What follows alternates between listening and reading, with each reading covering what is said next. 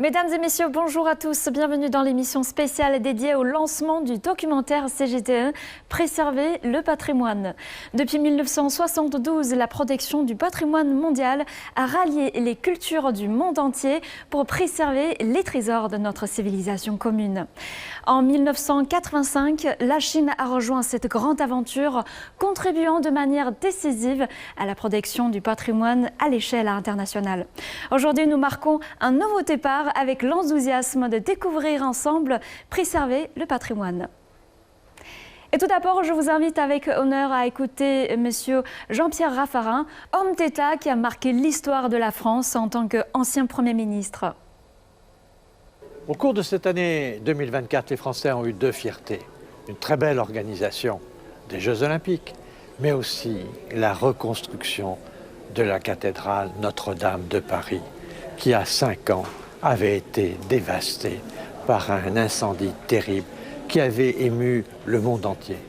Il a fallu une énergie formidable pour rebâtir cette flèche, pour reconstruire cette cathédrale.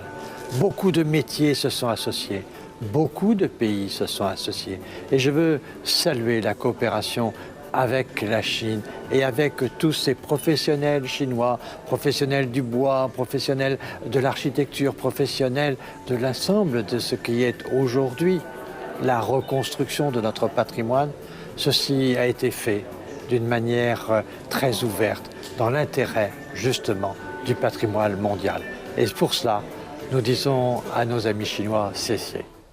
Après les mots inspirants de M. Raffarin, écoutons maintenant les paroles de M. Charles Personnaz, expert de renom et directeur de l'Institut Patrimoine français.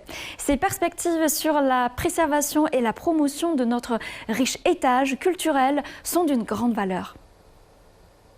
Le 15 avril 2019, devant les flammes de Notre-Dame, le monde entier a ressenti une émotion profonde. Depuis la Chine jusqu'à l'Amérique du Sud, en passant évidemment par la France, tout le monde s'est senti pétrifié devant un monument immense du patrimoine mondial qui risquait de disparaître.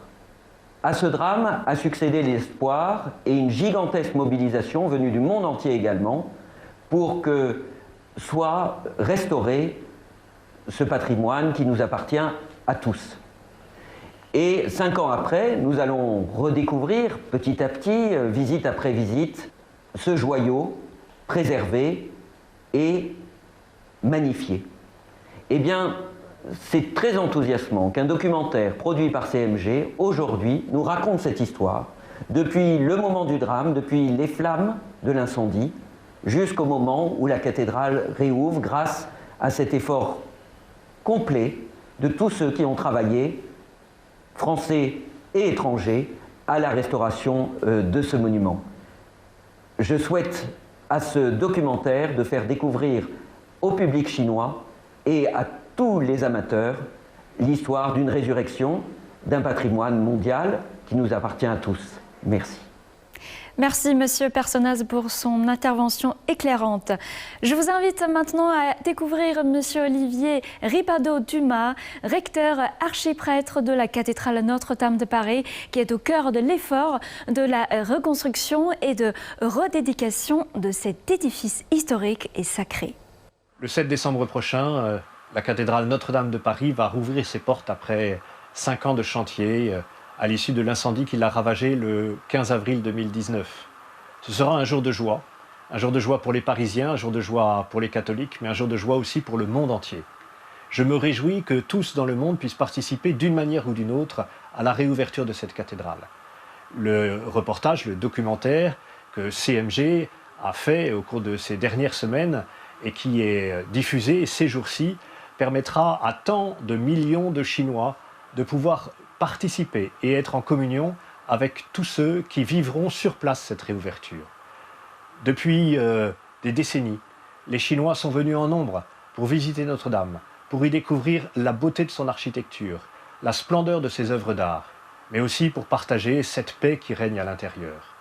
Je souhaite que très prochainement, et aiguillonnés par ce qu'ils découvriront dans ce documentaire, ils puissent à nouveau revenir comme recteur de cette cathédrale, responsable de son aménagement et de son fonctionnement. Je souhaite la bienvenue à tous ceux qui viendront Et j'invite tous ceux qui le peuvent à s'émerveiller avec nous de la beauté retrouvée de Notre-Dame de Paris. Merci Monsieur Olivier Ribado-Dumas pour son parole qui est un rappel fort de la richesse, de l'esprit et de spiritualité qui imprègne Notre-Dame de Paris. Aujourd'hui, nous avons l'honneur d'accueillir Madame Zhong Huawei, professeure associée à l'École de Relations internationales de l'Université de Nanjing et ancienne première secrétaire de la délégation permanente de la Chine auprès de l'UNESCO. Bonjour. Et nous avons également en ligne avec nous Monsieur Nicolas Piral, ministre conseiller pour les affaires culturelles, éducatives et scientifiques de l'ambassade de France en Chine. Bonjour. Et Madame Zhu Xiaoyun, directrice du service Relations internationales au Musée national de Chine. Bonjour à tous. Nous allons discuter du sujet de la protection du patrimoine culturel mondial. Merci à tous d'être parmi nous. Aujourd'hui, le 8 décembre 2024 est une journée spéciale. Notre-Dame de Paris, l'un des joyaux de notre patrimoine mondial, ouvre enfin ses portes après le grand incendie et des années de restauration. Des visiteurs du monde entier, notamment des Parisiens de tous âges et horizons, viennent redécouvrir la beauté intemporelle de Notre-Dame et l'importance de sa restauration. Voici maintenant une vidéo intitulée « Rencontre avec Notre-Dame ».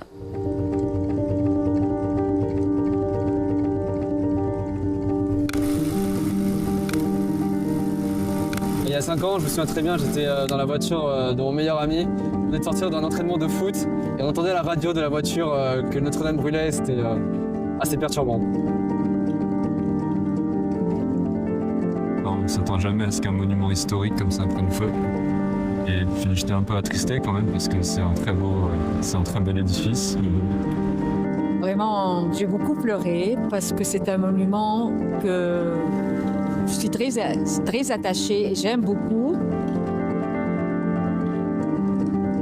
Notre-Dame, ça incarne vraiment une partie de Paris, une partie de la France. Et savoir que la flèche brûlait et tombait et ne pas savoir si elle allait survivre, Notre-Dame, c'était un peu triste. Qui fait ça? Comment c'est passé? Pourquoi? Il y a beaucoup de questions. Et les gens ont couru beaucoup, les gens très, comme c'est dit, énervés. Parce qu'il y a tous les news qui ont été très tristes. On regardait ça. C'est une sensation incroyable parce que Notre-Dame, ça fait 5 ans qu'elle est fermée et c'est un peu triste de voir qu'il y avait des travaux, etc. Et là qu'elle réouvre au public, ça va être un moment magique et j'espère que la cérémonie sera jolie. Enfin, c'est génial quand même qu'on ait pu le reconstruire en si peu de temps. De fierté et surtout, ce qui est impressionnant, c'est d'avoir trouvé tous ces corps de métier anciens pour pouvoir faire des travaux aussi importants. Je crois savoir par les rumeurs que nous allons découvrir une cathédrale d'une grande lumière. Et je pense que pour beaucoup de Parisiens, ce sera une grande émotion. C'est surtout un grand moment, une certaine fierté, dans le sens d'avoir pu réaliser des travaux aussi conséquents en seulement 5 ans. C'est quand même une performance. Et maintenant que je suis en études sup, que j'ai le temps de voyager, de m'intéresser à la culture, et justement j'avais prévu d'offrir un voyage à Paris à ma mère, et comme ça on va tous y aller ensemble pour la réouverture. La réouverture de Notre-Dame, c'est symbole de liberté, c'est la religion, mais en France on a une petite distance avec la religion, mais aussi on aime bien quand même les monuments et savoir que Notre-Dame existe et soit bien là. Je pense que c'est le signe que Paris reste une ville toujours attrayante et que les monuments parisiens sont toujours aussi populaires auprès des gens. Et que ça va continuer longtemps.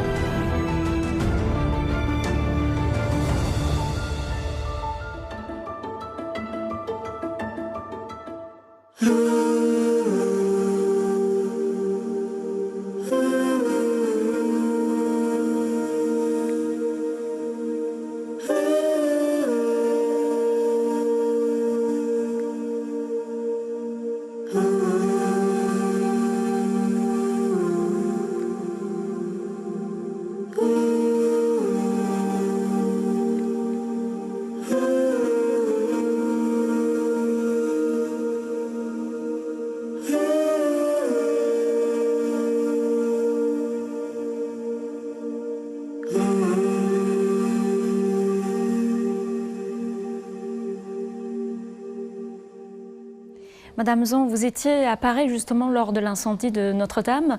Pouvez-vous nous raconter l'incendie il y a 5 ans, parce qu'on sait que ça a été un choc pour le monde entier et également une leçon pour nous tous face à la fragilité de nos trésors historiques. Et aussi, on voudrait savoir quelle est la situation actuelle concernant la protection du patrimoine mondial. Oui, en effet, j'ai gardé un mémoire vivant sur cette tragédie. À l'époque, j'étais à Paris pour participer au conseil exécutif de l'UNESCO. Et le jour-là, j'ai accompagné quelques collègues de ma délégation qui sont venus pour la première fois à Paris pour faire une promenade le long de la Seine, qui est aussi inscrite dans la liste du patrimoine mondial. Et je les ai présenté un peu la cathédrale de Notre-Dame en disant que c'est un patrimoine historique, littéraire, artistique, etc., etc. Et pas seulement de la France, mais aussi de l'humanité entière. Et le lendemain, on a appris l'incendie qui a eu lieu au sein de la cathédrale. Et je suis vraiment profondément choquée, comme tout le monde. Et au moment-là, je me suis rendu compte d'une manière aiguë et imminente que le patrimoine, c'est fragile. Et on croyait que le patrimoine existe comme ça, et peut-être pour toujours. Mais en réalité, ils sont menacés. Ils sont menacés de la dégradation et peut-être menacés de disparition tout d'un coup. Et en fait, ils font face aux défis et de toutes sortes de défis dans ce monde globalisé et en pleine mutation. Et par exemple, l'incendie, par exemple, le changement climatique, les conflits armés et même le développement de la nouvelle technologie telle que l'intelligence artificielle. Et donc, ce n'est pas un bien culturel ou un site naturel qui est en danger, endommagé. En fait, c'est le lien qui unit l'humanité derrière ce bien ou ce site qui est en jeu. Et donc, je voudrais dire que protéger le patrimoine mondial, c'est protéger les valeurs que nous partageons. Et on peut aussi dire que c'est un devoir et une responsabilité vers nous tous et vers les générations de futures. Oui, tout à fait. Nous avons aussi interviewé M. Philippe Jost, président de l'établissement public Rebâtir Notre-Dame de Paris. Je vous invite à l'écouter tout de suite. C'est quelque chose de très marquant sur ce que nous avons vécu depuis 5 ans. C'est l'état d'esprit général sur ce chantier de chacun qui est de fierté, de joie, d'enthousiasme, d'unité. Donc il y a un engagement individuel de chacun dans une aventure qui est collective. Et l'engagement individuel et la fierté individuelle comme le sentiment collectif, le sentiment d'unité, c'est ensemble qu'on réussit. Oui. Tout ça est très fort et très sensible. Donc il y a beaucoup de liens sur le chantier, de proximité. Et c'est important à la fois pour l'aventure humaine que nous vivons tous, mais aussi pour la réussite que nous construisons, que nous avons construite ensemble. C'est très important. Parce que le facteur humain, dans la réussite, c'est essentiel. Moi, je dis, parfois j'ai été souvent amené à m'exprimer sur les facteurs de réussite de ce chantier. Eh bien, au-dessus de tout le reste, il y a le facteur humain, c'est-à-dire ce sentiment de fierté, cet engagement, cette unité. Nous avons eu des échanges avec des experts chinois, car il y a une relation au long cours, de longue durée, entre la France et la Chine sur des chantiers culturels. Je sais qu'en France, on est très intéressé à suivre et à comprendre comment la Chine restaure, vous savez, la grande armée de figures. Et du côté de la Chine, il y a eu un intérêt marqué pour les travaux en cours pour Notre-Dame de Paris. On est effectivement maintenant dans l'impatience, d'autant que dans la pression qui accompagne forcément les dernières semaines, les derniers jours, eh bien, nous n'avons pas de stress, voyez, parce que nous sommes dans les temps.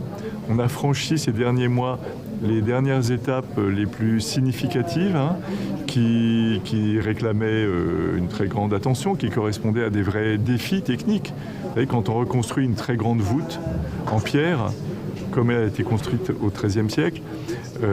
C'est quand on achève de couvrir une couverture en plomb avec des milliers de tables de plomb et des ornements en plomb qu'il a fallu mouler un par un, c'est des chantiers, voilà, des étapes essentielles.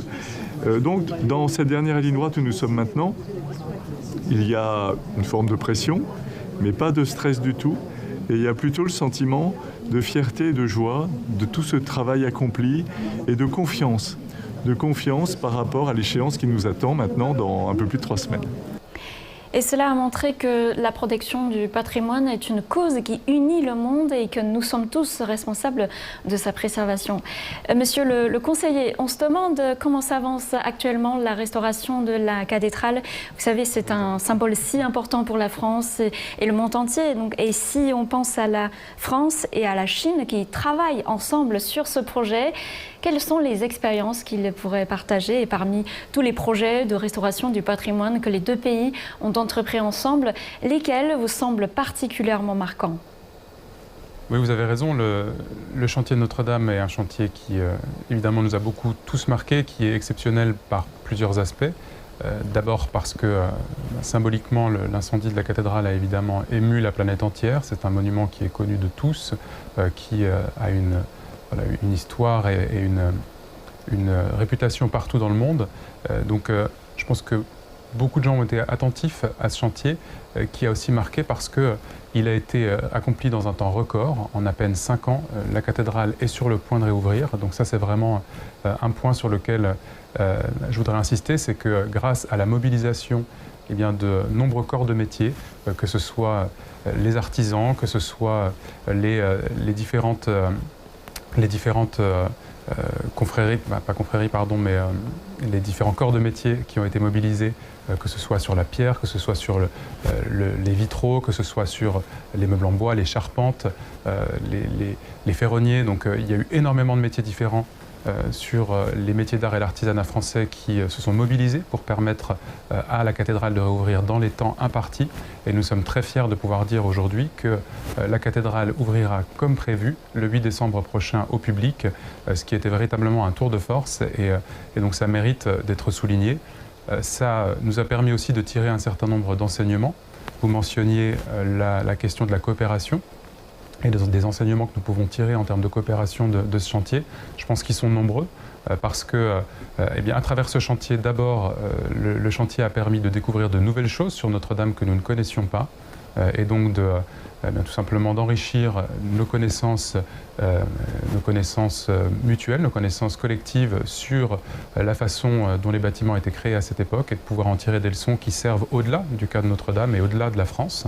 Et donc nous sommes évidemment ravis de pouvoir partager ce savoir-faire avec d'autres pays, avec d'autres artisans, ingénieurs, scientifiques en France, à l'étranger, évidemment en Chine. Nous sommes aussi très heureux de pouvoir continuer à bâtir des partenariats au-delà de Notre-Dame. Vous mentionniez la coopération entre la France et la Chine, elle est très riche. Notre-Dame en est un symbole parce que en cette année franco-chinoise du tourisme culturel, nous en avons fait quelque part l'emblème de notre coopération, puisqu'elle faisait partie du logo de l'année du tourisme culturel, que l'année s'est ouverte à Harbin en janvier dernier avec une représentation de Notre-Dame en glace de plus de 20 mètres de haut à côté du Temple du Ciel. Et donc nous sommes très très contents que symboliquement l'année puisse se clore avec la réouverture de la véritable Notre-Dame à Paris. Et donc évidemment nous souhaitons que ce symbole soit quelque part le prélude d'autres coopérations. Nous avons déjà des coopérations existantes qui ont été lancées ces derniers mois, par exemple autour du temple de Gongshutang dans le Shanxi. Nous avons aussi des coopérations autour de la conservation de la pierre. Nous avons des jumelages, comme par exemple entre le Mont Saint-Michel et le Mont Taishan, qui fonctionnent très bien et qui ont été ravivés récemment par une visite des équipes du Mont Saint-Michel. Et donc évidemment, nous souhaitons que cela puisse continuer. Et évidemment, Notre-Dame permet d'illustrer tout cela, mais cela va bien au-delà de ce chantier particulier. Et nous sommes très heureux que la coopération puisse se poursuivre dans les mois et années qui viennent. Nous sommes convaincus que les visiteurs seront très nombreux. Et Madame Zon, basée sur votre expérience au sein de l'UNESCO, quelles sont les lois ou accords internationaux qui encouragent cette collaboration internationale et quel est l'état actuel de la collaboration entre la Chine et l'UNESCO dans la protection du patrimoine culturel? Alors, le patrimoine mondial, par définition, c'est une propriété culturelle ou naturelle reconnue comme ayant une valeur universelle exceptionnelle et, pour l'humanité. Et on dit en anglais « outstanding universal value » ou en chinois « 突出普遍价值».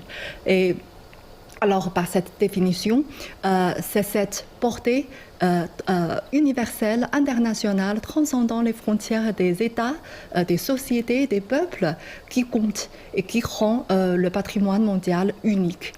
Et c'est-à-dire que la coopération internationale se trouve au cœur de la protection du patrimoine mondial.